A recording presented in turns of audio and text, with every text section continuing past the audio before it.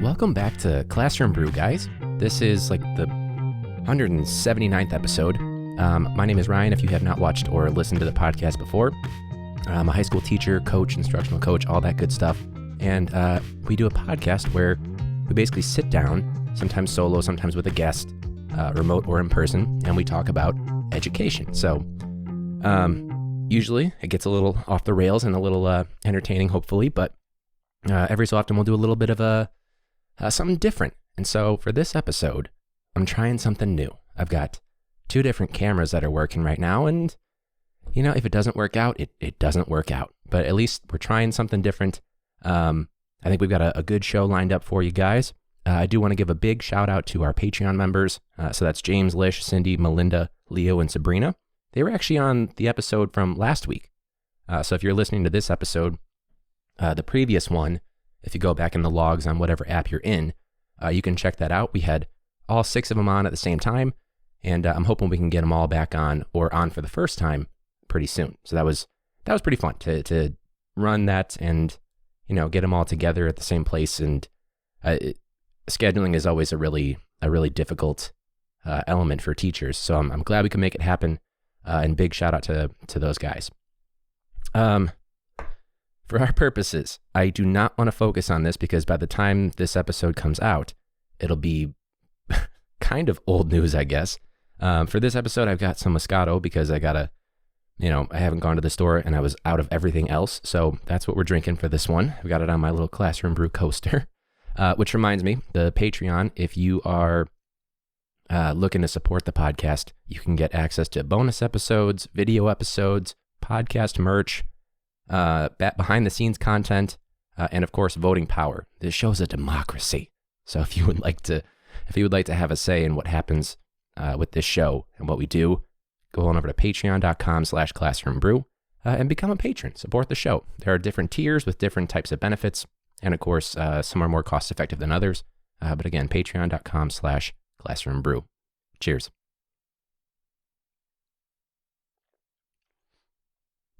It's like juice. Whew. Yeah, my only thought. And we've got a few different thoughts related to our the whole siege of the Capitol, the attack on the Capitol. Some people would call it wrongly a protest. That was certainly not a protest. If you ask me, that was just straight up an attack. But my question was, and since then, more and more people have been arrested for their actions from the siege of the Capitol, as we called it in my class discussions. But I thought it was interesting that, like, when the photographs were out there and these people were still, like, this was all circulating and people could see this, and I was like, well, that really came back to bite you, right? And Stephen Colbert mentioned that in his monologue, you could call it, like, oh, you're an anti-masker? Great. We can see your face. But it was a little frustrating at the time to be like, hey, we can see him. Get him. Like the guy with the podium or the lectern that he stole and the guy with the feet up on Pelosi's desk or whatever. I just didn't get it. And then the whole 6 o'clock curfew or whatever. And it was like 5:45 and we're like, hey, policeman, why aren't you stretching? You got 15 minutes till you got to go in there. And then of course it was like 6 o'clock and it was the same thing as like a school district thing being like, this is the deadline. Unless you miss it, then we'll extend the deadline just once, maybe twice, 3, 4 times. That's what it felt like. So a lot of leniency. I do want to give another shout out to, there's a couple different union things in Chicago right now. There's the union leader who is being a hypocrite, and which sucks because it's just going to hurt the cause of teachers that don't feel safe going back to school. But she's a big proponent and leader in the Chicago Teachers Union, and she was caught vacationing without a mask. And granted, I'm sure she took different precautions and things like that, but it's not a good look. It's going to undermine the whole, like, this, it's not safe. And then of course people in the comments, we'll get to that, but people in the comments had to chime in, of course. And I believe she has since stepped down. No, actually, she said she would step back, rather, whatever the hell that means. But in my mind, I was like, hey, you shouldn't be in this position anymore. Like, be part of the union, but you should step down. So I don't know if it was I'll have to check for an update after this, but I don't know if it was just a semantics thing or if that's really what it was just truly a step back to try to, maintain a position while also holding some accountability. Most people will forget within a month or so, I'd imagine, but not a good look at all, especially because if she has students, I'm sure they could see that, so that's not going to be good, whether it's at parent-teacher conferences or just day-to-day. Like, hey, Miss Jones or Smith or whatever her last name was, like, was that you? And it was, sipping something on a beach or at the pool when you said you didn't want to be in person to teach, which is a whole separate thing. There was a semi-strike from Chicago teachers where when they were supposed to report to work, they went to the building, but they stayed outside. Which, shout out to them. It's winter in Chicago, and they were outside. I walked to and from places in like a matter of 4 or 5 minutes, or maybe to my car in like 2 minutes, and I'm like, hey, it's too cold. I don't want to do this. So that the fact that they were out there teaching a full day remote is admirable. I don't think I could have done that. It'd be like I'd be out after an hour or so, but yeah, good for them with that one. That's a pretty strong show of it. Like, hey, we'd rather be outside than in your shitty definition of clean schools. That's a baller move. Yeah, I know some of our teachers were supposed to report back, and by the time this episode rolls around, it'll be their first week. But there's like 6 kids in our school that are actually going to report, or actually going to show up for in-person. But all of their teachers either have a waiver or a medical condition or something where none of the teachers will actually be there. They'll still be learning online. They'll just be in the school. So that kind of backfired, I guess. It's a shame for those kids, of course, but it is what it is, The photographs, too, from the district, if you saw it, it was like the CPS version of like ventilation, like proper ventilation. There was like this big classroom or whatever, and it was like super dirty, but like the ventilation was like one window that was cracked open a tiny bit, like one window in like 1,000 square foot room. They're like, this is good. This meets our standards. There's people that were like taking a wet cloth on the tables, and it was like dark black dirt and smudge and disgustingness, or classrooms where they just piled a bunch of shit in the corner, or not at all. Like they just like left things out, but it was kind of spaced out because they're supposed to clear everything, like bookshelves and any furniture that's non-essential, like a desk or I guess really just a desk, right? Maybe 1 or 2 tables outside of those desks. But I don't know. I guess the definition from the district of clean is something along the lines of had a stroke. Like, well, we put new trash bags in every single day, and we did the floor wax, the biannual floor waxing that we love to do. That's a shout out to a very old what is the obsession with the floor wax? I don't get it. Like, I know they're vinyl floors, you got to maintain them, otherwise they're but like too many times. Can we clean a little more before we do the waxing, by the way? Like, there's a bug that you waxed over. That's part of the floor now. I don't get it. Y'all get any more of them floor wax? It's wild.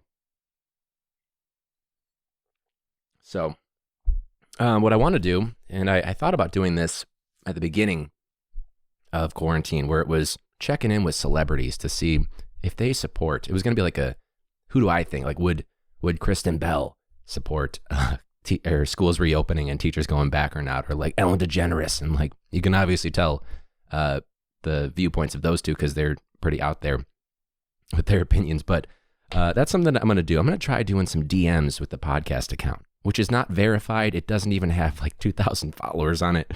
But it'd be interesting to see if I reach out to a bunch of celebrities. What is the off chance? And we're talking A, B, C, D, all the way down to like Z-list celebrities, like other small podcasters. We'll try reaching out and we'll see what they say, because I'd be curious. And then maybe we can have people on as like a game show type of thing. So if you're listening, maybe it could be you. Both cameras. We'll look at both cameras. Yeah. So that brings me actually to, this is a segment that it started, but there weren't enough. It's kind of hard to like put someone on the spot for it or have them prepare for it ahead of time.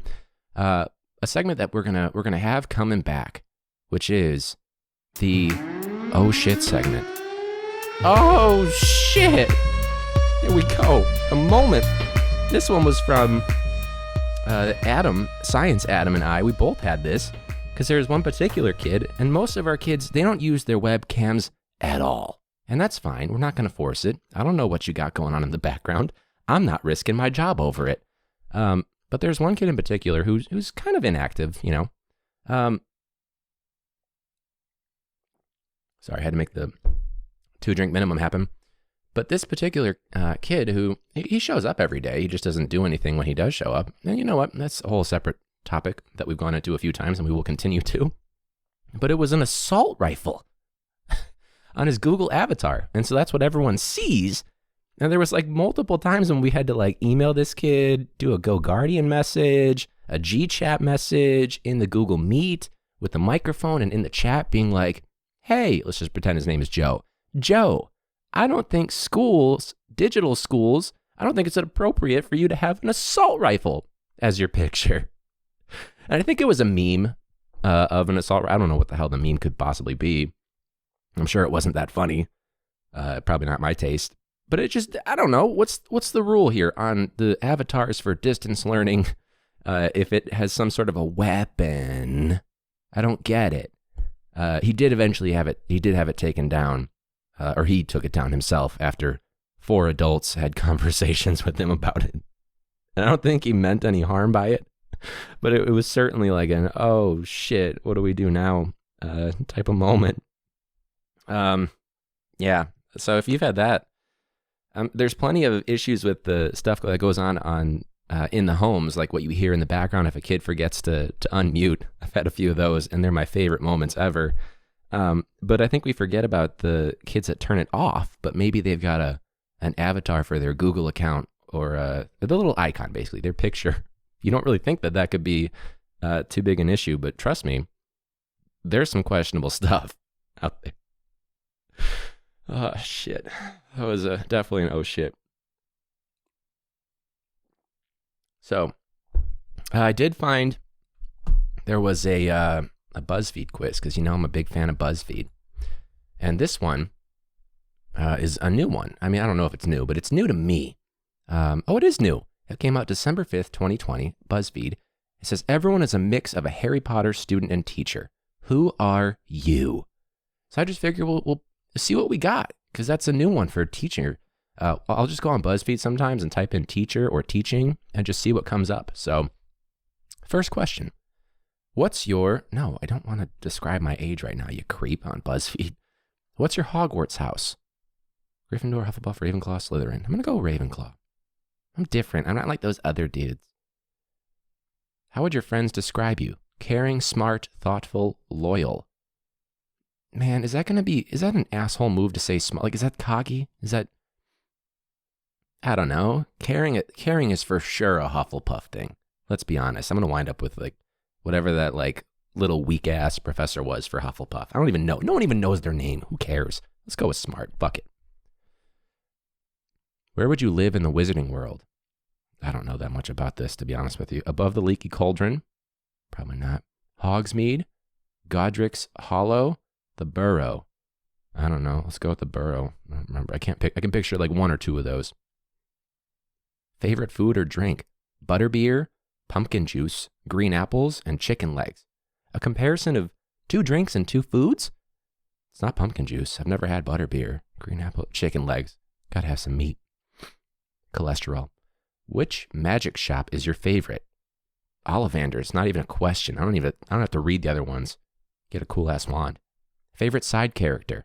Sirius, Dobby, Luna, Ginny. It's not Dobby. Fuck that guy. Elf. Fuck that elf. Let's go Sirius. Finally, what's your favorite color? Blue, orange, purple, green. Shit. Blue and green would be my option. Historically, it's blue. Let's see what we got. My results, they are in Hermione and Lupin. Professor Lupin and Hermione. I guess that's the teacher/student I'd be. You're smart, kind, and passionate. You've been through a lot and still have a lot to overcome. This just shots fired. A lot to overcome. Fuck you. But with your friends and family, you can do anything. You're the mom friend in your group, but that's how you like it? You don't know me.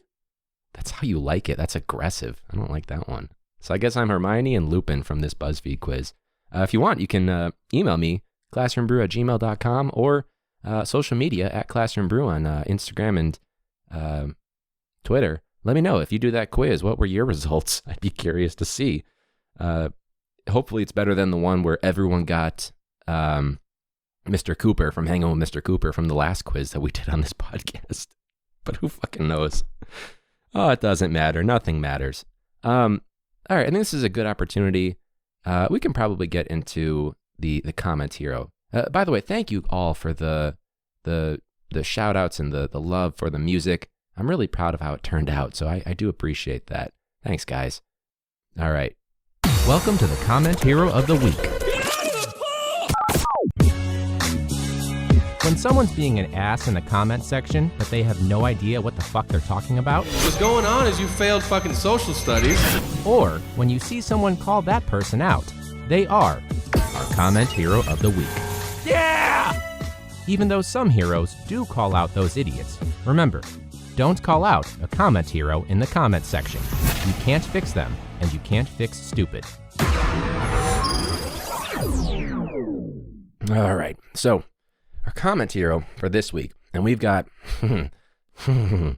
we have a couple, let's be honest. The first one, now not to circle back too much to the issue of the storming of the Capitol, because we're trying to keep it light, comedy podcast. And wow, I shouldn't have downed that drink, the rest of the drink while that music was going.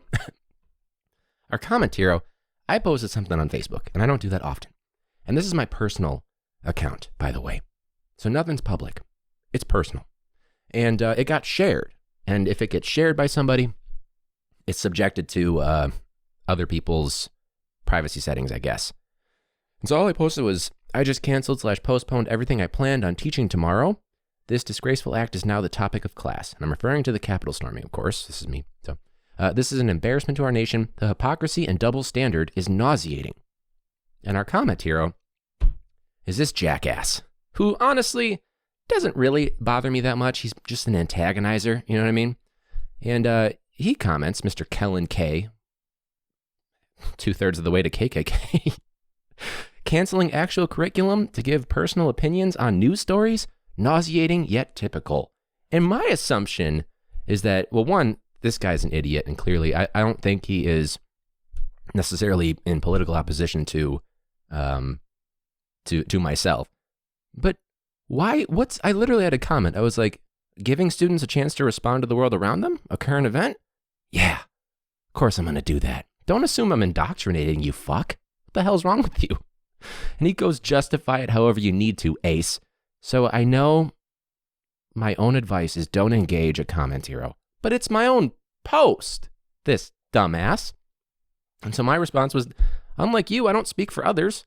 Not to mention, who do you think wrote the curriculum I teach? And then in parentheses, I put, it's me, in case I was too quick for you. Fuck you, man. But thanks for assuming I'm going to use my profession as a soapbox, assuming that I'm going to be this, what do they call it? A loser teacher, as Donald Trump Jr. would have put it a few years ago. So, I ended it with have a nice life, and apparently more and more people, more and more people came to my aid to be like, hey man, fuck you. Get him. But that's our first comment hero, Mr. Kellen K, 2/3 of the way to KKK. Kellen Clucks K. That's where we're at right now. So that one was interesting. And then our next comment hero, oh boy. And there's obviously a whole bunch of issues. By the way, the conversations with my kids, great. It's about what I expected in terms of engagement. But for the kids that did jump in and participate, it was so encouraging. It really was. And it was good to give them a chance to think about this. So if you don't teach, shut the fuck up. Honestly. So the second comment hero, Tolvish C. I don't know. This was an article about, it says, Chicago Sun-Times article is, parents can't trust CPS to open schools safely. And so TC, we'll call her TC, she goes, how about parents, teachers, and principals work to make their own schools clean and what they want them to be. I, along with other parents, don't ever start a sentence like that. I, however, have cleaned my kids' schools on many a weekend. Don't go many a blank. Many occasion, many a time. Fuck you, don't be pretentious. Many a weekend. Why? Because I wanted a better learning environment for my kids. Good for you. That's your situation. Not all my kids' parents can do that. I certainly can't. And also, not my job. Says the parents also donated cleaning supplies and paint as needed throughout the year. We didn't wait on CPS to save us. We did it ourselves. It's not saving, it's their job as the district. I don't even know which camera to look at. So you're our second comment hero, because you clearly, good for you. I'm not trying to take away from you. You're a top fan. I don't know what that means. A top fan of the Sun-Times. But you can't honestly say it's up to the parents to, sure, some parent engagement would be nice, but you can't tell them what to do just because you did it. What if they work 4 jobs? Also, why is it up to the parents? Why can't the district just do it? Did you see those pictures, by the way, of the cages in case the care rooms aren't big enough? Which, by the way, our care room is small. It's our former in-school room. Same shit, I guess. That's what they're thinking of it as. But the cages that are going to be on the auditorium stages, that's their like little plastic cages with like shitty ventilation. That's their definition of a safe alternative, I guess. So nice job.